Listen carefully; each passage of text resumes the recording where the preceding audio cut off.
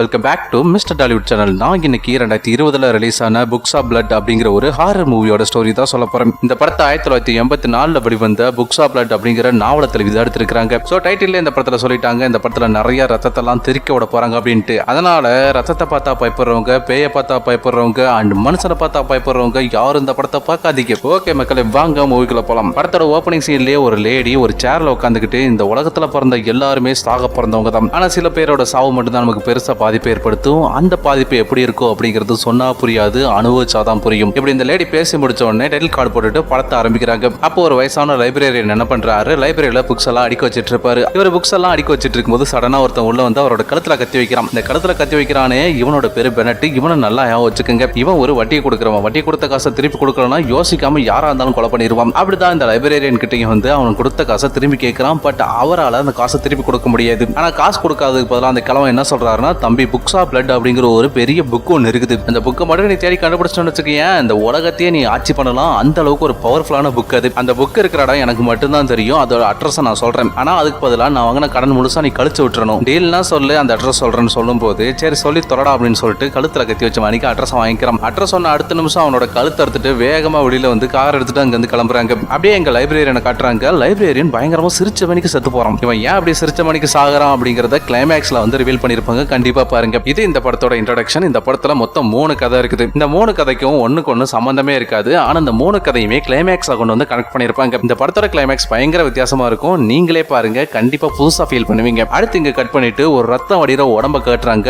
அந்த உடம்புல ஜனா அப்படின்னு எழுதியிருக்கும். இந்த ஜனா அப்படிங்கிறது யாருன்னு கேட்டீங்கன்னா, கடலோரமா இருக்கக்கூடிய இந்த வீட்டுல உட்காந்து காத்து வாங்கிட்டு இருக்கிறாளே இந்த புள்ள பேர் தான் ஜனம். இவ தான் இந்த படத்தோட ஹீரோயின். இவளோட பாய் ஃப்ரெண்ட் ரீசெண்டா செத்து போயிருவான். அந்த இழப்பை தாங்க முடியாத நம்மளோட ஹீரோயின் கிட்டத்தட்ட டிப்ரெஷனுக்கே போயிருவோம். அந்த டிப்ரெஷன்ல இருந்து வெளியில வரதுக்காக என்னென்னமோ ட்ரை பண்ணுவா. பட் அவளால முடியாது. அவளோட அம்மாவும் அவளை அப்படி இப்படின்னு சொல்லி தேத்த பாக்குறாங்க. பட் அவ அதுல இருந்து வெளியே வர மாட்டா. சரி, இது மட்டும் தான் நம்ம ஹீரோயினுக்கு பிரச்சனையான்னு கேட்டீங்கன்னா கண்டிப்பா கிடையாது. நம்மள சில பேருக்கு தட்டுல கரண்டி வச்சு தேய்ச்சா ஒரு மாதிரி பல்லெல்லாம் கூசுற மாதிரி இருக்கும்ல, அந்த மாதிரி ஹீரோயினுக்கு லைட்டா ஏதாச்சும் கருக்கு முறுக்கு சவுண்ட் கேட்டுட்டாலே இரிட்டேட் ஆயிரும். இந்த மாதிரி ஏதாவது கருக்கு முறுக்கு சவுண்ட் கேட்டுச்சுன்னா ஹீரோயின் உடனே இரிட்டேட் ஆகி வேகமா ஓடி போய் அவளோட நாய்ஸ் கேன்சலிங் ஹெட்செட் தூக்கி மாட்டிக்கிறா. இந்த மாதிரி ஹீரோயின் இருக்கும்போது அவளோட பேரண்ட்ஸ் என்ன முடிவு பண்றாங்கன்னா, இவளுக்கு ஏதோ நடக்குது, இவளோட மைண்ட் ஏதோ சரியில்லை, நம்ம பொண்ணு நல்லபடியா குணமாகணும்னா அவளை பைத்தியக்கார ஹாஸ்பிட்டல்ல சேர்த்துறதா நல்லது அப்படின்னு சொல்லி 2 பேரும் முடிவு பண்றாங்க. இதை ஓரமா இருந்து ஒட்டு கேட்ட நம்ம ஹீரோயின், ஆடா பாவிங்களா, நினைவே கொண்டு போய் பைத்தியக்கார ஹாஸ்பிட்டல்ல சேர்க்க போகிறீங்களா, இருங்கடா இன்னைக்கு நைட்டே உறவிட்டு வரேன்னு சொல்லிட்டு அவளோட அப்பா அம்மா நைட்டு தூங்குனதுக்கு அப்புறமா நைஸா அவங்களோட ரூமுக்கு போயிட்டு அவளுக்கு தேவையான பணத்தை எல்லாம் அள்ளி போட்டுக்கிட்டு அந்த வீட்டை விட்டு தெரிச்சிடறா. அப்படி அங்க இருந்து வெளியில வந்த ஹீரோயின் நேரா போயிட்டு லாஸ் ஏஞ்சல்ஸ்க்கு ஒரு டிக்கெட் எடுக்கிறா. டிக்கெட் எடுத்து திரும்பி பார்த்தா ஒரு கருப்பு கோட்டு போட்டவன் இவளையே பார்த்து முறைச்சு பார்த்துட்டு இருப்பான். யாரா இவன், நம்மள எதுக்கு அப்படி குறுகுறுன்னு பாக்குறான்னு சொல்லிட்டு பயந்து போன ஹீரோயின் வேகமா ஓடி போய் பஸ்ல ஏறிக்கிறா. அப்படி பஸ்ல போயிட்டு இருக்கும்போது பஸ்ல இருக்கிறவங்க முறுக்கு பாக்கெட், சிப்ஸ் பாக்கெட்னு சொல்லிட்டு நறுக்குன்னு சொல்லிட்டு கோரிக்க ஆரம்பிக்கிறாங்க. இந்த சவுண்டை கட்டி இரிட்டேட் ஆன ஹீரோயின் ஹெட்போனை தூக்கி மாட்டிக்கிட்டு நிம்மதியா தூங்க ஆரம்பிக்கிறான். அடுத்த பஸ் ரொம்ப நேரம் டிராவல் பண்ணதுக்கு அப்புறமா ஒரு பஸ் ஸ்டாப்ல போய் நிக்குது. அங்க அந்த கருப்பு கோட்டு போட்டவன் ஹீரோயினை பார்த்து முறைச்சான்ல,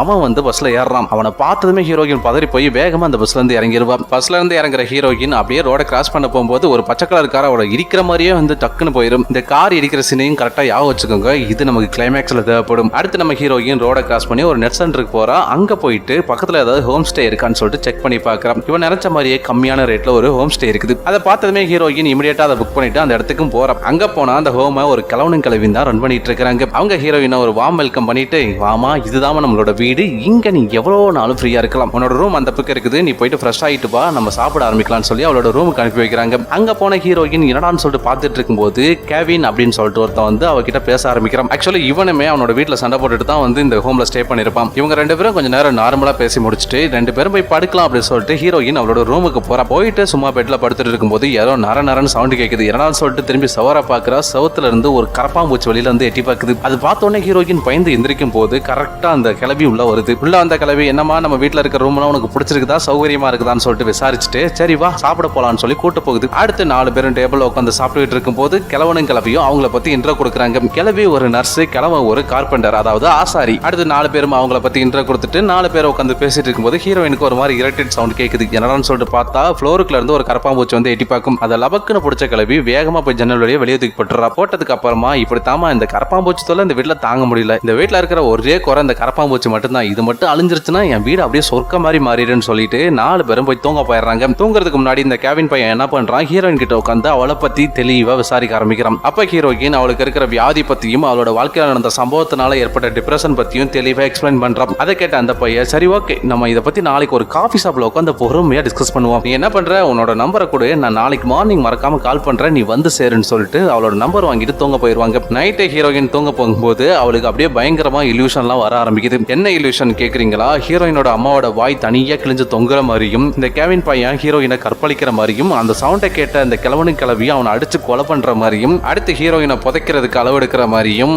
அண்ட் ஹீரோயினோட வாயில இருந்து நிறைய கரப்பாம்பூச்சி வெளியில வர்ற மாதிரியும் அவளுக்கு கொடூரமான கனவு வரும். அந்த கனவை பார்த்து பதறி எந்திரிச்ச ஹீரோயின் என்னடான்னு பாக்குறா, மணி காலையில 9. சரின்னு குளிச்சு கிளம்பி நேரா பக்கத்துல இருக்கக்கூடிய கேஃபேக்கு போறா. அங்க போயிட்டு ஒரு காஃபி ஆர்டர் பண்ணிட்டு இந்த கேவின் பையலுக்காக வெயிட் பண்ணிட்டு இருப்பா. பட் அந்த பையன் வரமாட்டான். சரி இதுக்கு மேல இவனுக்காக வெயிட் பண்றது வேஸ்ட், நம்ம கிளம்பலான்னு சொல்லிட்டு திரும்பி பாக்குறா. இந்த கருப்பு கோட்டை போட்ட ஒரு அங்கிள் இவளை ஃபாலோ பண்ணிட்டு வந்தான்ல, இவன் இங்கேயும் வந்துருவான். அவனை பார்த்ததுமே பதறி போன ஹீரோயின் அந்த கஃபேயோட பின்னாடி வழியா தப்பிச்சு ஓடுறான். அவன் ஹீரோயின் பின்னாடியே ஃபாலோ பண்ணிட்டு வந்தாலும் எப்படியோ அவனுக்கு தெரியாம நைஸா எஸ்கேப் ஆயிடுறா. எஸ்கேப் ஆகி நேரா வீட்டுக்கு வந்துட்டு வீட்டுல அந்த கிளவி கிட்ட அங்க நடந்த சம்பவம் எல்லாத்தையும் எக்ஸ்பிளைன் பண்ணது மட்டும் இல்லாம அவளுக்கு இருக்க டிப்ரெஷன் எல்லாத்தையுமே அவகிட்ட எக்ஸ்பிளைன் பண்றான். அதை கேட்ட அந்த கிளவி, இங்க பாருமா, நீ எனக்கு பொண்ணு மாதிரி, நீ ரொம்ப மன உளைச்சல்ல இருக்கிறான்னு எனக்கு நல்லாவே புரியுது, நீ இன்னும் கூட 2-3 நாள் இங்க தங்கிட்டு பொறுமையா அவனோட மன உளைச்சல்லாம் அடங்கினதுக்கு அப்புறம் இங்க இருந்து கிளம்பி போன்னு சொல்லி அவளுக்கு அட்வைஸ் பண்றான். இதை கேட்ட ஹீரோயின், வாவ், இந்த மாதிரி ஒருத்தவங்களை நம்ம பார்க்கவே முடியாது, நம்மளோட அப்பா அம்மா கூட நம்மள பைத்தியக்கார ஹாஸ்பிட்டல் தான் சேர்க்கறதுக்கு முடிவு பண்ணாங்க, ஆனா இந்த பாட்டியை போற எவ்வளவு அன்பா நடந்துக்கிறாங்க, எவ்வளவு பாசமா இருக்கிறாங்க, இந்த மாதிரி எல்லாம் ஆளுங்க இருக்க போய் தான் என் நாட்டுல மழையே பெய்யுது, நீங்க ஒன்னும் கவலைப்படாதீங்க பாட்டி, நான் இன்னும் 1 வாரம் கூட நான் இங்க இருந்து தங்கிட்டு பொறுமையா என் மனசு சரியானதுக்கு அப்புறம் போறேன்னு சொல்றான். அதுக்கப்புறம் என்ன நடக்குதுன்னா, நைட்டு ஹீரோயின் தூங்குறதுக்காக பெட்ல உட்காந்துருக்கும் போது திரும்பவும் அதே மாதிரி கருக்கு முறுக்குன்னு சவுண்ட் வருது. என்ன அளவு சவுண்டா இது, திரும்ப இந்த கரப்பாம்பூச்சி தொல்லை தாங்கலையான்னு சொல்லிட்டு அப்படியே சவரை பாக்குறா. சவருக்கு உள்ள இருந்து சவுண்ட் வருது. இந்த சவரே கொஞ்சம் வித்தியாசமா இருக்குது, உள்ள ஏதாச்சும் இருக்குமான்னு சொல்லிட்டு வேகமா அதை ஓபன் பண்ணி பாக்குறா. உள்ள என்ன இருக்குன்னு பாருங்களேன். இப்படி ஒரு உருவத்தை நீங்க தங்கியிருக்கிற ஹோட்டல் ரூம்ல பார்த்தா உங்களுக்கு தூக்கி வாரி போட்டோம்ல, அதே மாதிரி ஹீரோயினுக்கும் பயங்கர பயமாயிருது. உடனே ஹீரோயின் அவளோட போன்ல இருந்து இந்த கெவின் பையன் இருக்கிறான்ல அவனுக்கு டெக்ஸ்ட் பண்றா. இமிடியேட்டா நீ 911 கால் பண்றா, போலீஸை வர சொல்றான்னு சொல்லி டெக்ஸ்ட் பண்றான். அவனும் உடனே கால் பண்ணிட்டேன், இமிடியேட்டா வந்துட்டு இருக்கிறான்னு சொல்லி ரிப்ளை பண்றான். அந்த ரிப்ளை பண்றது வேற யாரும் கிடையாது, நர்ஸ் கிளவிதான். ஆக இந்த கெவின் இந்த கிழவன் கிளவி 3 பேரும் ஒரே கூட்டாளிங்க அப்படின்னு நினைச்சீங்கன்னா கொஞ்ச நேரம் வெயிட் பண்ணுங்க, உண்மை தெரிஞ்சிடும். இவ அப்படி டெக்ஸ்ட் பண்ணிட்டு இருக்கும் போதே அந்த சவுரிக்குல இருந்த உருவம் அப்படியே கையை வச்சா ஹீரோயின் அப்படியே பிடிக்க வருது. அதே நேரம் வெளியில இருந்து கிளவியும், ஜனா என்னாச்சுமா, உள்ள ஏதாச்சும் பிரச்சனைன்னு சொல்லிட்டு ஒண்ணுமே தெரியாத மாதிரி சீன் போட்டுட்டு இருக்கும். சோ வசமா இங்க வந்து சிக்கிட்டோம் அப்படின்னு புரிஞ்சுக்கிட்ட ஹீரோயின் அவளோட கையில ஒரு கட்டை ஒன்னு எடுத்துக்கிட்டு டோர் அப்படியே ஓபன் பண்றா. கிளவியும் உள்ள வந்து எட்டி பாக்குறான். டோர் ஓபன் பண்ணி கிளவி உள்ள வந்த உடனே சாவுடி தாய் கிளவின்னு சொல்லிட்டு மூஞ்சிலே போக்குன்னு ஒரு அடி அடிச்சுட்டு எஸ்கேப் ஆகலாம்னு பார்க்கும்போது கிளவனும் அப்படியே மேல ஏறி வருவான். வர்ற சவுண்டை கேட்ட ஹீரோயின் எப்படியாவது தப்பிச்சு ஓடிடலாமேன்னு சொல்லிட்டு பாக்குறா. அங்க செவத்துல ஒரு பாதை இருக்கிற மாதிரி இருக்கும். வேகமா அந்த பாதையை உடைச்சிட்டு உள்ள போகும்போது உள்ள நிறைய பேரை கண்ணு வாயெல்லாம் தச்சு அப்படியே ஜாம்பி மாதிரியே உருவாக்கி வச்சிருப்பாங்க. ஹீரோயின் எப்படியோ அங்கிருந்து எஸ்கேப் ஆகி வெளியில ஓடி வருவா. கரெக்டா அந்த கிழவன் வந்து பிடிச்சிருவான். அவன் பிடிச்சதுமே பின்னாடியே வர்ற கிளவி என்ன பண்ணுது, ஒரு ஊசி எடுத்து போடுது. ஹீரோயின் அப்படியே பேரலைஸ் ஆயிருவா. அப்புறம் பேரலைஸ் ஆன ஹீரோயினா அப்படியே கொண்டு வந்து ஒரு டேபிள்ல உட்கார வச்சுட்டு நம்ம தாய் கிளவி என்ன பண்ணுது, அதோட ஹிஸ்டரி ஃபுல்லா அப்படியே ரிவீல் பண்ண ஆரம்பிக்குது. இங்க பாருமா, எனக்கு ஒரு பையனும் ஒரு பொண்ணு இருந்தாங்க, அவங்களுக்கு என்ன எங்க மேல கடுப்புன்னு தெரியல, இந்த வீட்டை விட்டே போறதுக்கு முடிவு பண்ணிட்டாங்க, எங்களுக்கா அவங்கள விட்டு புரியறதுக்கு மனசே வரல, அதனால நான் என்ன முடிவு பண்ணேன்னா அவங்கள நம்ம கூடயே வச்சுக்கணும்னு முடிவு பண்ணிட்டோம். அதுக்காக அவங்களோட கண்ணு அவங்களோட நாக்கு இந்த ரெண்டையுமே வெட்டி எடுத்துட்டு அவங்களோட வாயும் கண்ணும் தச்சு வச்சிருவோம். அவங்க தேவையான லிக்விட் ஐட்டம் எல்லாமே நாங்க குளுக்கோஸ் வழியாவே உள்ளார கொடுத்துறோம். இதனால பாருமா, அவங்க உயிரோட இருப்பாங்க, எங்க கூடயே இருப்பாங்க, எங்களுக்கும் அவங்கள விட்டு பிரிஞ்ச மாதிரியே இருக்காது. சரி, எங்க பிள்ளைங்க தான் இப்படி இருக்குன்னு பார்த்தா ஊர்ல இருக்கிற முக்காவாசி பேர் இப்படித்தான் இருக்கிறாங்க. அதனால நாங்க ஒரு முடிவு பண்ணோம், எங்க வீட்டுக்கு யாரெல்லாம் ஸ்டே பண்ண வராங்களோ எல்லாரோட கண்ணு வாய் எல்லாத்தையும் தச்சு விட்டுட்டு அந்த சவருக்கு பின்னாடி அப்படியே வந்து ஜாம்பி மாதிரியே உட்கார வச்சிருவோம். அவங்களும் இந்த உலக வாழ்க்கையில இருந்து விலகி அப்படியே நிம்மதியா இருந்துட்டு இருப்பாங்கன்னு சொல்றான். சரி, இதெல்லாம் எதுக்கு ஓன்ட்ட சொல்றேன்னு பாக்குறியா? இப்போ ஒன்னே அதாண்டி பண்ண போறேன். நேத்து வந்தால கெவின், அவனை ஆல்ரெடி பார்சல் பண்ணியாச்சு, இப்போ ஒன்னே நான் பார்சல் பண்ண போறேன்னு சொல்றேன். சரி, பேசினது போதும், டக்குன்னு வேலையை மூடி எனக்கு தூக்கம் வருதுன்னு சொல்லிட்டு கழட்டு பையன் சொன்னதும் இந்த தாய்க்கிழவி என்ன பண்ணுது, ஹீரோயினோட கண்ணில் ஒரு ஊசியை போட்டுட்டு அவளோட கண்ணை நோட்ட போகுது. அப்போ யாரோ டோரை தட்டுற சவுண்ட் கேக்குது. யாரா இது, கண்ணப்பர் பூஜையில கரடி பூந்தா மாதிரி அப்படின்னு சொல்லிட்டு வேகமா போயிட்டு டோரை ஓபன் பண்ணா அந்த கருப்பு கோட்டை போட்ட அங்கிள் தான் வந்திருப்பாரு. வந்த அங்கிள் ஒரு போட்டோ ஒன்னு காட்டி, இந்த படத்துல இருக்குதே பொண்ணு,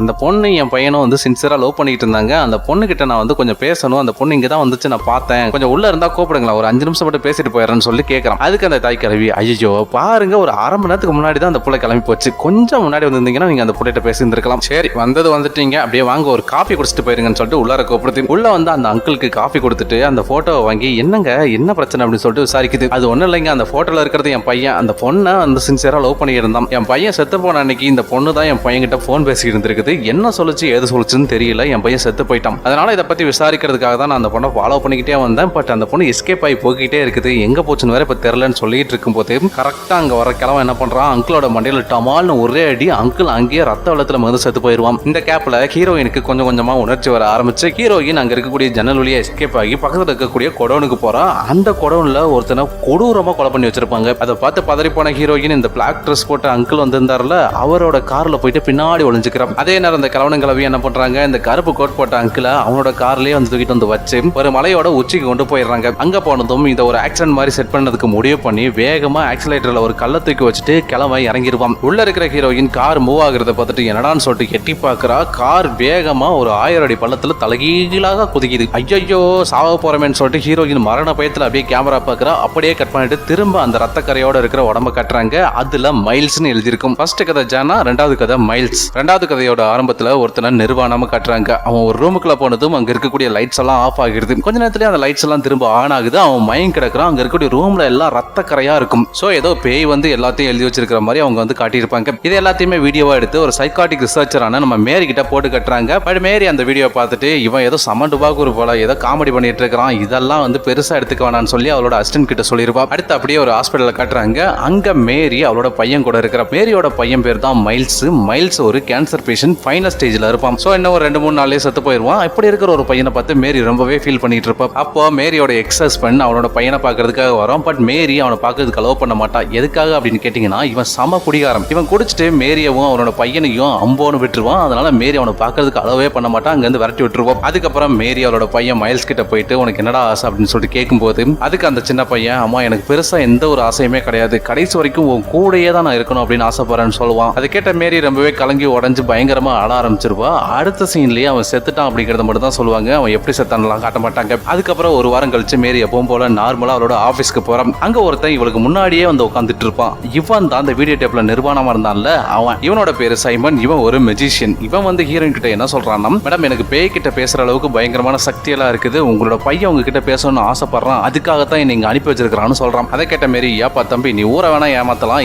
என் காதல எல்லாம் ஓலாக்கார் ஓட்டக்கூடாது, நானே என் பையனை பிரிஞ்சு ரொம்பவே டிப்ரெஷன்ல இருக்கேன், தயவு செஞ்சு என்னை வெறியேத்தாம ஓடி போயிருன்னு சொல்றான். உடனே அவன் என்ன பண்றான், இந்த மைல்ஸ் பையன் செத்து போகும்போது அவனோட அம்மா கிட்ட சில வார்த்தையை சொல்லியிருப்பான். மைல்ஸ் என்ன சொன்னானோ அதை அப்படியே அச்சு மாறாம சைமன் மேரி கிட்ட சொல்லியிருப்பான். அதை கேட்ட உடனே மேரிக்கு அப்படியே தூக்கி வாரி போட்டுரும். என்னது அப்ப என் பையன் உங்ககிட்ட பேசினானா அப்படின்னு சொல்லிட்டு அவனை நம்ப ஆரம்பிச்சிருவா. மறுநாள் காலையில அவளோட ஸ்டூடெண்ட்ஸ் எல்லாத்தையுமே கூப்பிட்டு ஒரு ரூமுக்குள்ள இவனை போக சொல்லி அவன் கையில மூக்குல காதல ஏதாச்சும் வச்சிருக்கானான்னு சொல்லிட்டு ஃபுல்லா தரவா செக் பண்ணிட்டு அந்த ரூம்ல இருக்கக்கூடிய லைட் ஆஃப் பண்றாங்க. கொஞ்ச நேரம் கழிச்சு அப்படியே லைட் ஆன் பண்றாங்க. உள்ள அவன் மயம் கிடப்பான். ரூம் ஃபுல்லா அப்படியே ரத்தக்கரையில ஏதோ எழுதி வச்சிருப்பாங்க. அந்த ரத்தக்கரையில இந்த மைல்ஸ் சின்ன பையன் இருக்கிறான்ல அவன் கடைசியா மேரி கிட்ட சொன்னதும் இருக்கும். அது என்னன்னா, ஐ எம் நாட் ஸ்லீப்பிங் மாமி அப்படின்னு சொல்லியிருப்பான். அதுவும் அங்க இருக்கும். அதை பார்த்த உடனே ஹீரோயினுக்கு நம்ம பையன் நம்ம கிட்ட பேசுறான் அப்படின்னு சொல்லிட்டு ரொம்பவே குதூகலமாகிட்டு இவனை முழுசா நம்ப ஆரம்பிச்சிருப்பான். அதுக்கப்புறம் 2 பேரும் க்ளோஸா பழக ஆரம்பிச்சு 2 பேருக்குள்ள கஜகஜா குஜு ஆகிற அளவுக்கு அவ்வளவு அந்நூன்யமா பழக ஆரம்பிச்சிருவாங்க. இப்படி போயிட்டு இருக்கும்போது தான் ஒரு நாள் இந்த சைமன் பையன் என்ன பண்றான், வேற ஒரு பொண்ணை நைஸா வீட்டுக்கு கூட்டு வந்திருப்பான். நல்லா போதைய போட்டு அவ கூட ஜாலியா இருக்கும்போது கரெக்டா மேரி வந்து டோரை ஓபன் பண்ணி பார்த்துருப்பா. பார்த்துட்டு இதை பத்தி அவங்க கிட்ட கேட்கும்போது அவன் ஆல்ரெடி ராஜ போதையில இருப்பான். அதனால அவன் எல்லா உண்மையுமே வளர ஆரம்பிச்சிடறான். ஆக்சுவலா இவன் ஒரு பக்கா ஃப்ராட். இவனோட வேலை என்னன்னு கேட்டீங்கன்னா, செத்து போனவங்க இவங்க கிட்ட பேசுற மாதிரி ஒரு பிம்பத்தை கிரியேட் பண்ணிட்டு யார்கிட்ட எல்லாம் பணம் இருக்குதோ அவங்கள டார்கெட் பண்ணி அவங்க கிட்ட போய் இந்த மேஜிக் பண்ற வேலையெல்லாம் பண்றான். அப்புறம் எப்படி கரண்ட் போன உடனே ரத்தக்கரையில வீடு ஃபுல்லா எழுதிருக்குது அப்படின்னு சொல்லிட்டு கேட்டீங்கன்னா, எல்லாமே இவனோட பிளான் தான். முதல் நாள் இவன் என்ன பண்றானா, கெமிக்கலை வச்சு எல்லாத்தையும் எழுதி வச்சிடறான். அடுத்து இவன் எக்ஸ்பெரிமெண்ட்டுக்காக உள்ள போனதும் இவன் ஒளிச்சு வச்சிருந்த அந்த ஸ்ப்ரேவை எடுத்து அந்த ரூம் ஃபுல்லா அடிச்சதுமே அடுத்த நிமிஷம் எழுதுனது எல்லாமே விசிபிள் ஆகிருது. அப்புறம் எப்படி இவன் மயங்கறான் அப்படி சொல்லிட்டு கேட்டீங்கன்னா, இவன் ரூமுக்குள்ள போறதுக்கு 1 மணி நேரத்துக்கு முன்னாடியே ஒரு ஊசி ஒண்ணா வயித்துல போட்டுக்கிறான். அப்புறம் எப்பறம் கரண்ட் போகுது அப்படின்னு சொல்லிட்டு கேட்டீங்கன்னா, அந்த பில்டிங்கோட எலக்ட்ரிஷியனை இவன் கரெக்ட் பண்ணி வச்சிருப்பான். அதனால அவன் கரெக்டா டைமிங் படி கரண்டை ஆஃப் பண்ணி கரண்டை ஆன் பண்ணி விட்டுருவான். இப்படித்தான் நம்ம சைமன் என்ன பண்றான், பக்காவா ஃப்ராட்தனம் பண்ணிடுறான். இது எல்லாத்தையுமே தெளிவா போதையில மேரி கிட்ட ஒண்ணு விடாம வளரிடுவான். இதை கேட்ட மேரி பயங்கர வெக்ஸ் ஆகி, அப்ப என் பையன் உன் கூட ஒரு டைம் கூட பேசினது கிடையாது அப்படின்னு கேட்கும்போது, அடி பாவி இன்னுமா என்ன நம்புற, உன் பையன் ஒரு டைம் கூட என் கூட பேசினது கிடையாது, உன் புருஷன் தான் உன்னை பத்தி ஃபுல் டீடைல்ஸும் கொடுத்து உன்னை கரெக்ட் பண்ண சொன்னான், உங்ககிட்ட இருக்கிற பணத்தை எல்லாம் ஆட்டையை போட்டுட்டு நானும் அவனை எஸ்கேப் ஆகுறதான் பிளான் அப்படின்னு சொல்றான். இதெல்லாம் கேட்ட மேரி ரொம்பவே மனசு உடைஞ்சு வேகமா ஓடி போய் அவளோட பையனோட ரூம் ஓபன் பண்ணி அங்க இருந்து அவனோட பொம்மையை தூக்கி கட்டி பிடிச்சி பயங்கரமா கதறி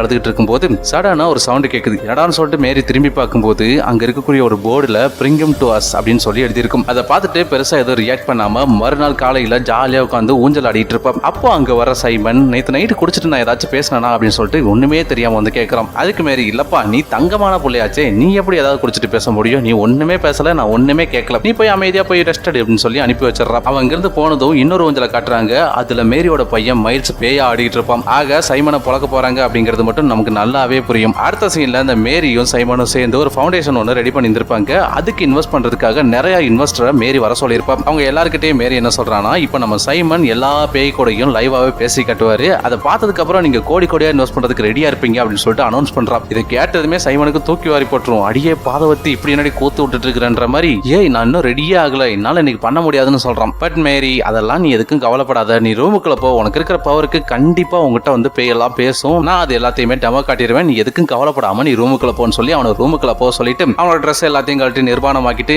ஐயா பாருங்க அம்மா பாருங்க இப்ப நம்ம ஆளு மேஜிக் பண்ண போறாரு அப்படின்னு சொல்லி அவனை பலிக்கடை வாக்கிட்டு அப்படியே ரூமை விட்டு வெளியில வந்து அங்க இருந்து எல்லாருக்கிட்டையும் ரூமுக்குள்ள என்ன சத்தம் கேட்டாலும் சரி இந்த டோரை ஓபன் பண்ண கூடாது, கரெக்டா 15 நிமிஷம் கழிச்சு எல்லாம் முடிஞ்சிருக்கும், நம்ம அதுக்கப்புறம் போனோம்னா பேய் எல்லாம் பேசியிருக்கோம் அப்படின்னு சொல்லி அவங்க எல்லாத்தையும் வந்து கன்வின்ஸ் பண்ணிடுறா. உள்ள போன சைமனுக்கு ஒண்ணுமே புரியாது, எதுக்கடா நம்மள இங்க வந்து பூட்டி வச்சிருக்கான்ற மாதிரி திரும்பி பாக்குறான். அங்க இருக்கக்கூடிய சேர் ஆடும், அந்த சேர்ல மைல்ஸ் பேய் உட்காந்துட்டு இருப்பான். சரி அவன் மட்டும் தான் அம்மாவுக்காக பழிவாங்க வந்திருப்பான் போல அப்படின்னு சொல்லிட்டு யோசிச்சா அவன் மொத்த பேய் கும்பலையுமே கூட்டு வந்திருப்பான். அந்த மொத்த பேயும் சேர்ந்து இவனை கும்மி அடிச்சு விட்டுரும். அவன் கத்துவான் கதறுவான். ஆனா மேரி எதை பத்தியுமே கவலைப்படாம நின்று வேடிக்கை மட்டும் பார்த்துக்கிட்டே இருப்பான். ஒரு 15 நிமிஷம் கழிச்சு டோரை ஓபன் பண்ணா அவன் ஆல்ரெடி டெட் பாடி ஆயிருந்திருப்பான். அவனோட உடம்பு ஃபுல்லா கண்ட மேனிக்கு கிரிக்கி வச்சிருக்கும். ரத்த போன சைமனோட உடம்பை எல்லாரும் ஷாக் ஆகி பார்த்துட்டு இருக்கும்போது அப்படியே கட் பண்ணிட்டு திரும்ப ரத்தக்கரையோட இருக்கிற உடம்பு காட்டுறாங்க. அதுல இப்ப பெனட்னு எழுதியிருக்கும். ஃபர்ஸ்ட் கதை ஜனா, ரெண்டாவது கதை மைல்ஸ், இப்ப மூணாவது கதை பெனட். இந்த பெனட் அப்படிங்கிறது யாரு அப்படின்னு கேட்டீங்கன்னா, ஓப்பனிங் சீன்ல அந்த லைப்ரரியன் ஒருத்த வந்து கழுத்துறது கொலை பண்ணால அவனோட பேர் தான் பெனட். லைப்ரரியனை கொலை பண்ணிட்டு பெனட்டும் அவனோட ஃப்ரெண்டும் வேகமா கார்ல போயிட்டு இருப்பாங்க. அப்படி கார்ல போயிட்டு இருக்கும்போது ஒரு பொண்ணை இடிக்க போகிறாங்க.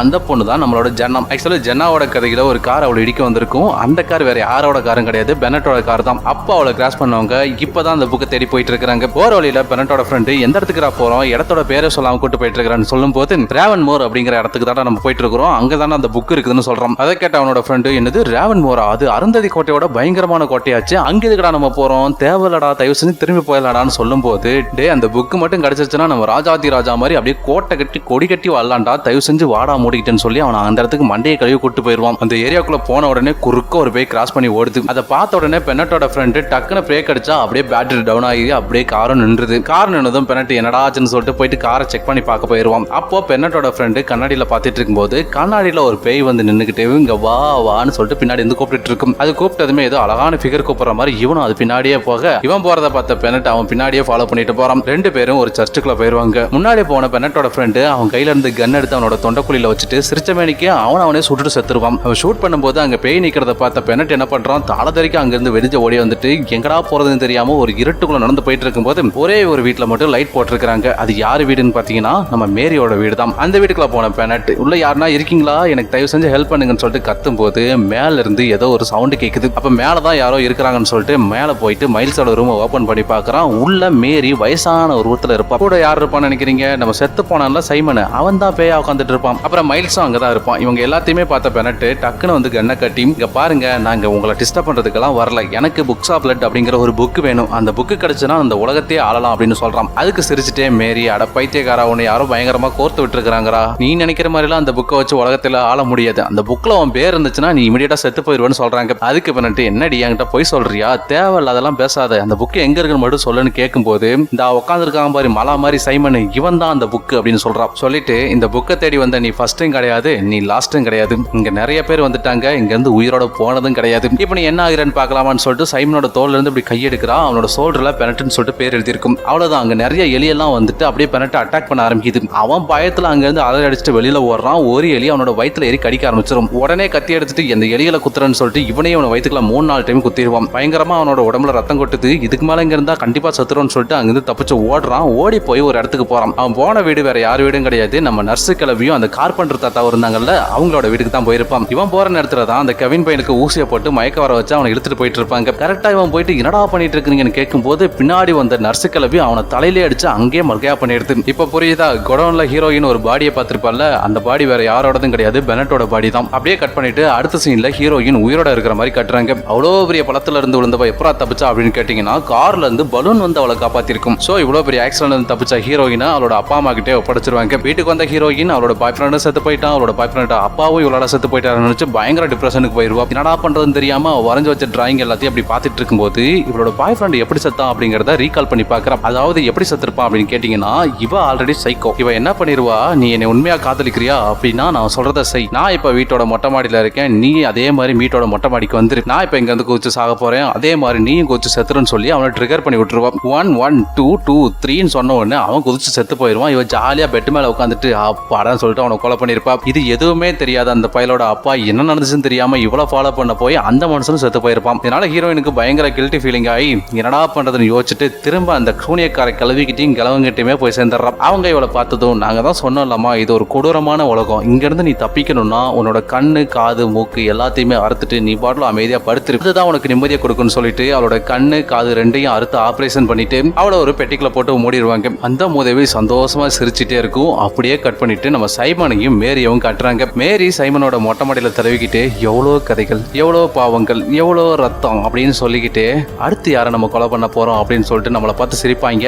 அப்படியே படத்தை முடிக்கிறாங்க. இந்த படத்தை கொஞ்சம் புரிஞ்சுக்கிறது கஷ்டம் தான், எனக்கு தெரிஞ்ச அளவுக்கு கொஞ்சம் தெளிவா தான் எக்ஸ்பிளைன் பண்ணியிருக்கேன்னு நினைக்கிறேன். இந்த படம் உங்களுக்கு புரிஞ்சிருந்துச்சுன்னா பிடிச்சிருந்துச்சுன்னா மறக்காம லைக் பண்ணிட்டு அப்படியே சப்ஸ்கிரைப் பண்ணிருங்க. அடுத்த மூவில வந்து உங்களை சந்திக்கிறேன். நன்றி, வணக்கம்.